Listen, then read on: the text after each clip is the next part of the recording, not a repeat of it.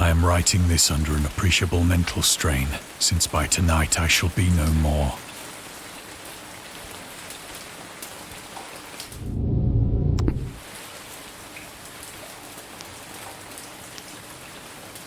Penniless, and at the end of my supply of the drug which alone makes life endurable, I can bear the torture no longer, and shall cast myself from this garret window into the squalid street below.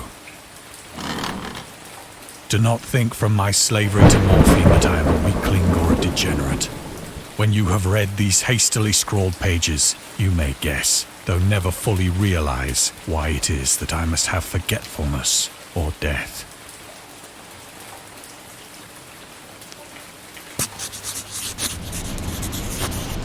It was in one of the most open and least frequented parts of the broad Pacific that the packet of which I was supercargo fell a victim to the German sea raider.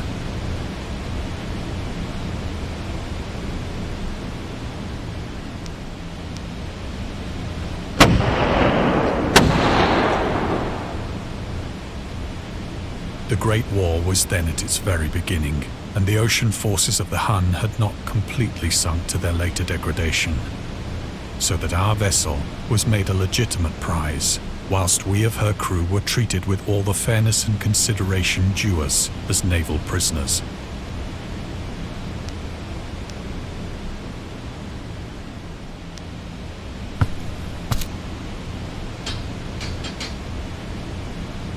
So liberal, indeed, was the discipline of our captors, that 5 days after we were taken, I managed to escape alone in a small boat with water and provisions for a good length of time.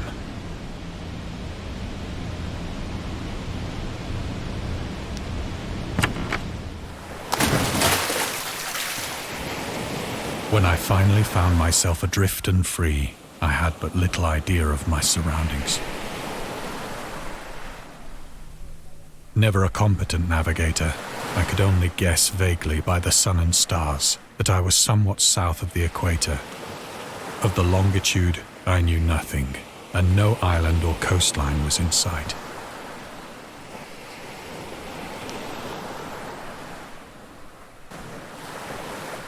The weather kept fair, and for uncounted days I drifted aimlessly beneath the scorching sun, waiting either for some passing ship or to be cast on the shores of some habitable land.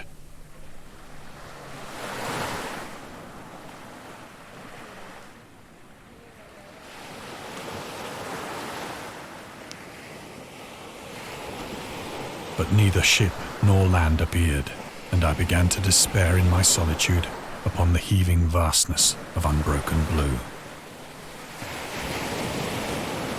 The change happened whilst I slept. Its details I shall never know, for my slumber, though troubled and dream-infested, was continuous.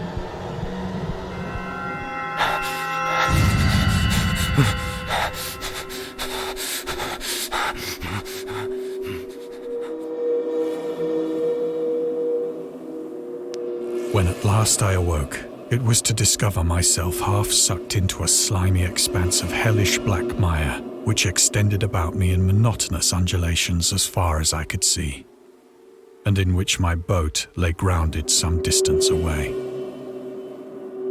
Though one might well imagine that my first sensation would be of wonder at so prodigious and unexpected a transformation of scenery, I was in reality more horrified than astonished.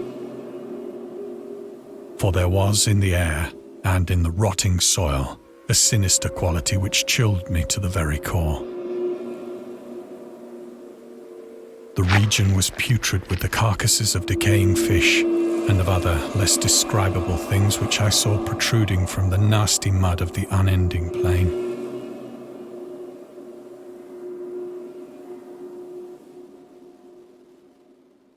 Perhaps I should not hope to convey in mere words the unutterable hideousness that can dwell in absolute silence and barren immensity.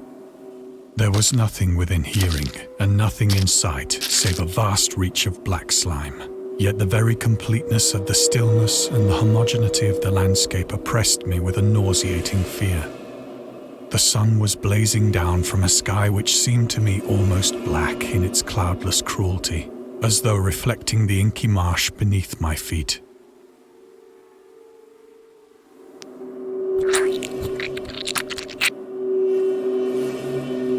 As I crawled into the stranded boat, I realized that only one theory could explain my position. Through some unprecedented volcanic upheaval, a portion of the ocean floor must have been thrown to the surface, exposing regions for which innumerable millions of years had lain hidden under unfathomable watery depths. So great was the extent of the new land which had risen beneath me that I could not detect the faintest noise of the surging ocean, straining my ears as I might. Nor were there any seafowl to prey upon the dead things.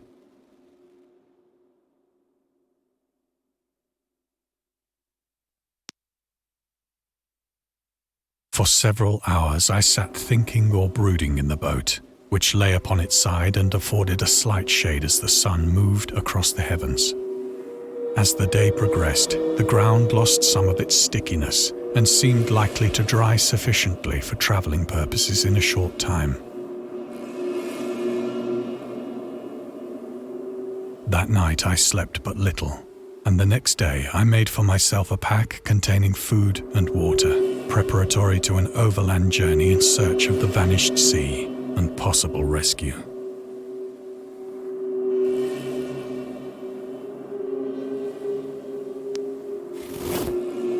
On the third morning, I found the soil dry enough to walk upon with ease.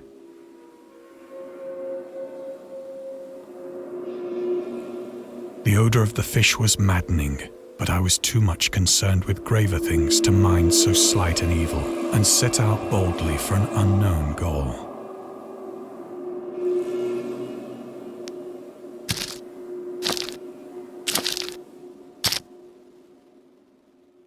All day I forged steadily westward, guided by a faraway hummock which rose higher than any other elevation on the rolling desert.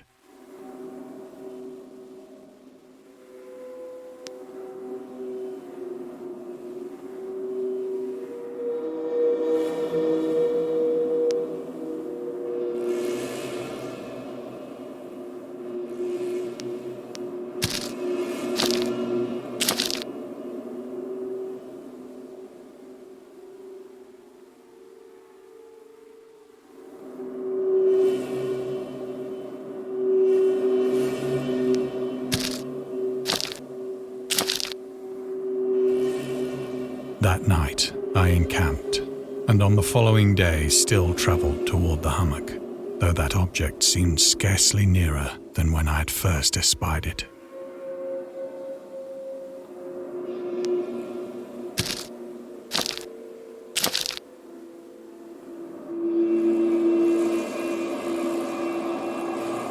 By the fourth evening, I attained the base of the mound, which turned out to be much higher than it had appeared from a distance.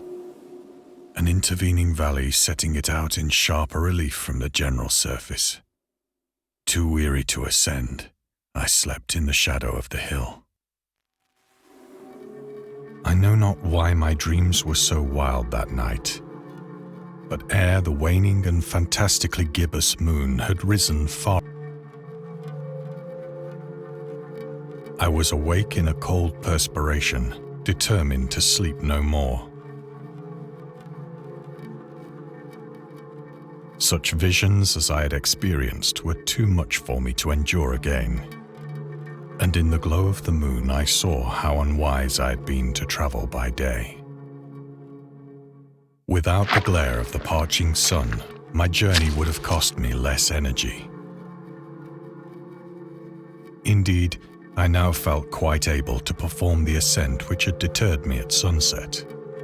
Picking up my pack, I started for the crest of the eminence.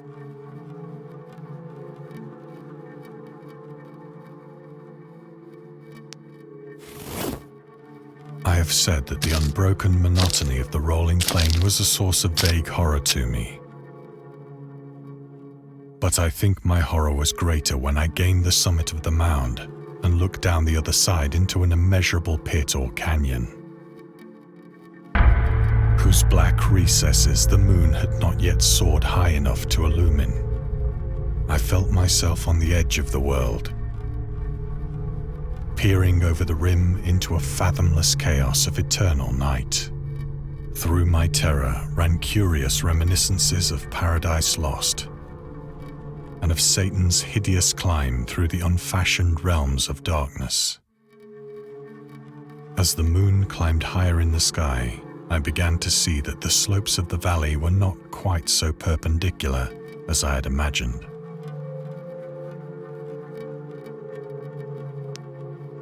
Ledges and outcroppings of rock afforded fairly easy footholds for a descent, whilst after a drop of only a few hundred feet, the declivity became very gradual.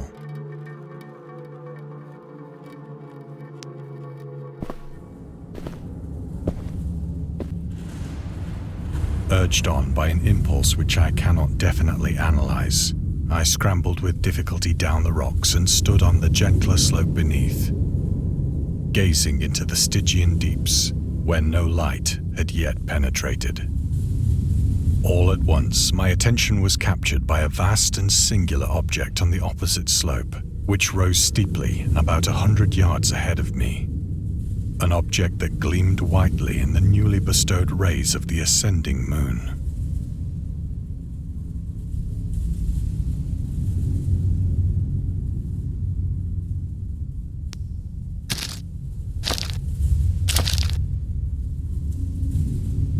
That it was merely a gigantic piece of stone, I soon assured myself.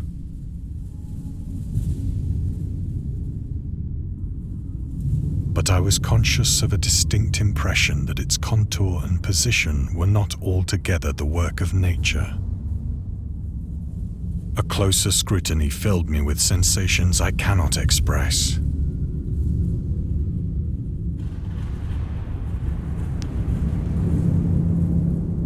For despite its enormous magnitude and its position in an abyss which had yawned at the bottom of the sea since the world was young, I perceived beyond a doubt that the strange object was a well-shaped monolith, whose massive bulk had known the workmanship and perhaps the worship of living and thinking creatures.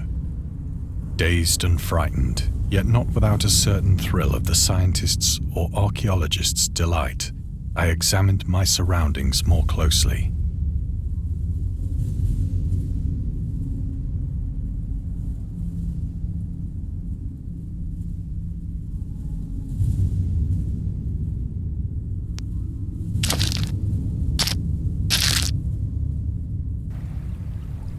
The moon, now near the zenith, shone weirdly and vividly above the towering steeps that hemmed in the chasm, and revealed the fact that a far-flung body of water flowed at the bottom, winding out of sight in both directions and almost lapping my feet as I stood on the slope. Across the chasm, the wavelets washed the base of the Cyclopean monolith,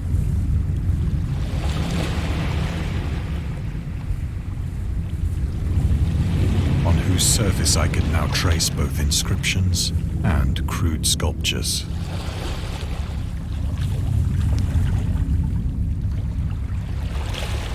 The writing was in a system of hieroglyphics unknown to me and unlike anything I'd ever seen in books, consisting for the most part of conventionalized aquatic symbols such as fishes, eels, octopi, crustaceans, mollusks, whales, and the like. Several characters obviously represented marine things which are unknown to the modern world, but whose decomposing forms I had observed on the ocean-risen plain. It was the pictorial carving, however, that did most to hold me spellbound. Plainly visible across the intervening water on account of their enormous size were an array of bas-reliefs whose subjects would have excited the envy of a Doré. I think that these things were supposed to depict men, at least a certain sort of men, though the creatures were shown disporting like fishes in the waters of some marine grotto. or paying homage at some monolithic shrine which appeared to be under the waves as well. Of their faces and forms I dare not speak in detail, for the mere remembrance makes me grow faint.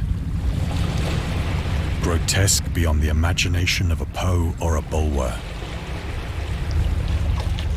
They were damnably human in general outline, despite webbed hands and feet, shockingly wide and flabby lips, glassy, bulging eyes, and other features less pleasant to recall. Curiously enough, they seem to have been chiseled badly out of proportion with their scenic background. For one of the creatures was shown in the act of killing a whale, represented as but little larger than himself. I remarked, as I say, their grotesqueness and strange size, but in a moment decided that they were merely the imaginary gods of some primitive fishing or seafaring tribe. Some tribe whose last descendant had perished eras before the first ancestor of the Piltdown or Neanderthal man was born.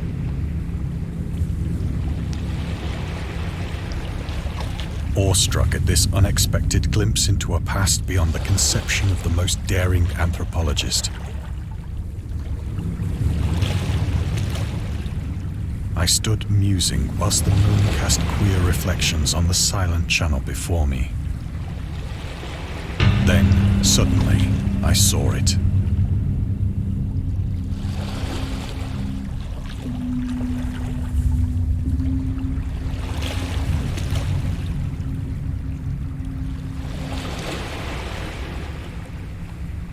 With only a slight churning to mark its rise to the surface, the thing slid into view above the dark waters. Fiend-like and loathsome, it darted like a stupendous monster of nightmares to the monolith, about which it flung its gigantic scaly arms, while it bowed its hideous head and gave vent to certain measured sounds. I think I went mad then. Of my frantic ascent of the slope and cliff, and of my delirious journey back to the stranded boat, I remember little.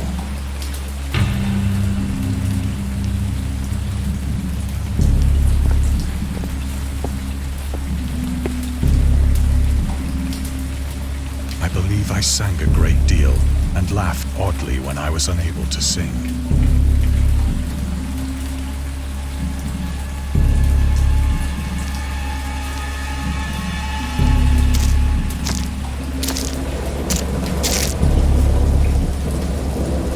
I have indistinct recollections of a great storm sometime after I reached the boat.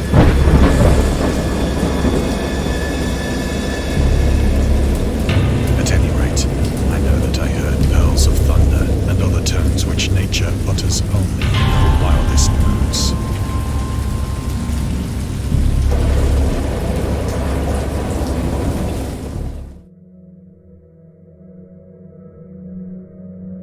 When I came out of the shadows, I was in a San Francisco hospital, brought thither by the captain of the American ship which had picked up my boat in mid-ocean.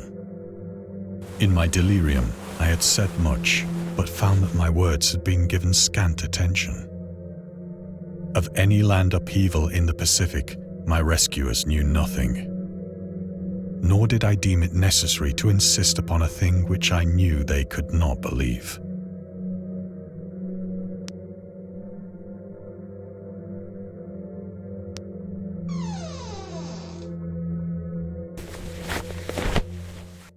Once I sought out a celebrated ethnologist and amused him with peculiar questions regarding the ancient Philistine legend of Dagon, the fish god.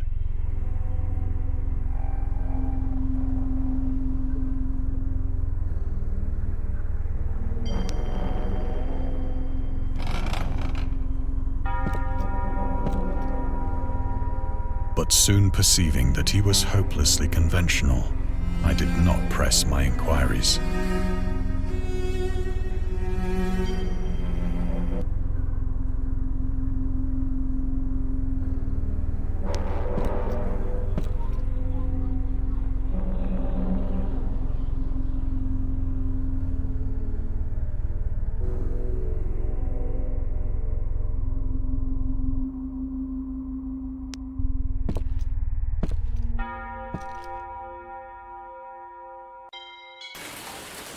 is at night, especially when the moon is gibbous and waning, that I see the thing. I tried morphine, but the drug has given only transient surcease and has drawn me into its clutches as a hopeless slave. So now I am to end it all, having written a full account for the information or the contemptuous amusement of my fellow men.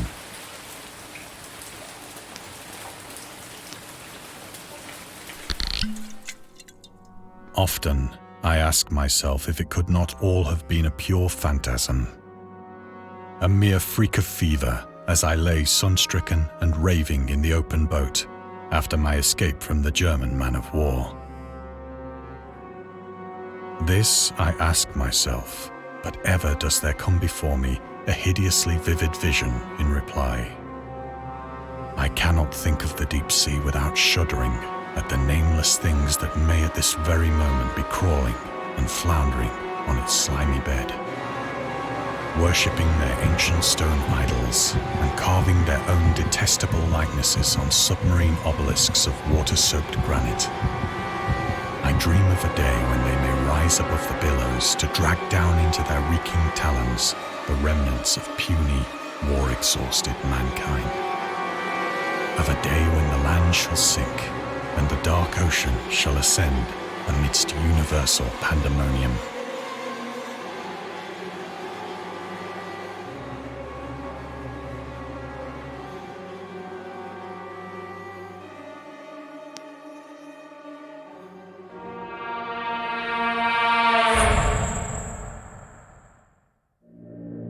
The end is near. I hear a noise at the door, as of some immense slippery body lumbering against it.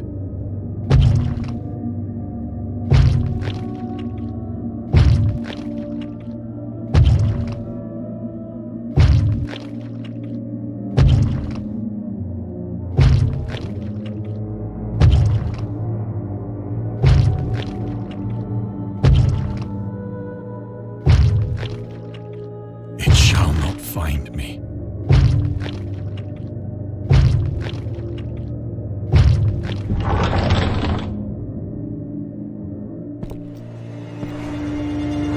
God, that hand!